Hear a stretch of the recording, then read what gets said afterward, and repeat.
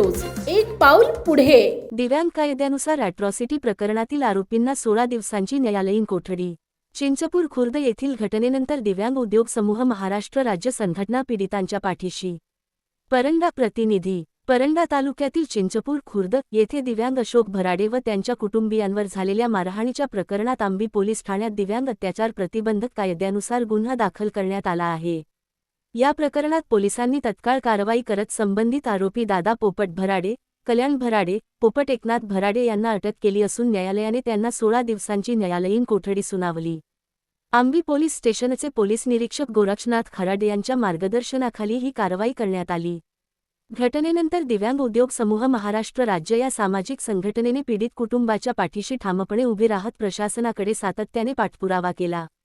संघटनेच्या हस्तक्षेपामुळे पोलीस प्रशासनाने ठोस भूमिका घेत कारवाई केल्याची चर्चा तालुक्यात सुरू आहे। या प्रकरणामुळे दिव्यांग बांधवांमध्ये आपल्या हक्कासाठी लढणारी संघटना अशी भावना निर्माण झाली असून संघटनेच्या कार्याबद्दल समाधान व्यक्त केले जात आहे। दिव्यांगांच्या प्रश्नांवर सातत्याने आवाज उठवणारे तानाजी घोडके यांच्या नेतृत्वाचे विविध स्तरातून कौतुक होत आहे। दरम्यान न्यायालयीन प्रक्रियेनंतर संबंधित आरोपींना प्रत्येकी 50,000 रुपये दंड ठोठावून जामिनावर सुटका करण्यात आल्याची माहिती समोर आली आहे। जनहितार्थ न्यूज, एक पाऊल पुढे। मुख्य संपादक धनंजय गोफणे। आपल्या परिसरातील बातम्या पाहण्यासाठी चॅनलला सबस्क्राइब करा, व्हिडिओला लाईक करा आणि बेल आयकॉन दाबायला विसरू नका।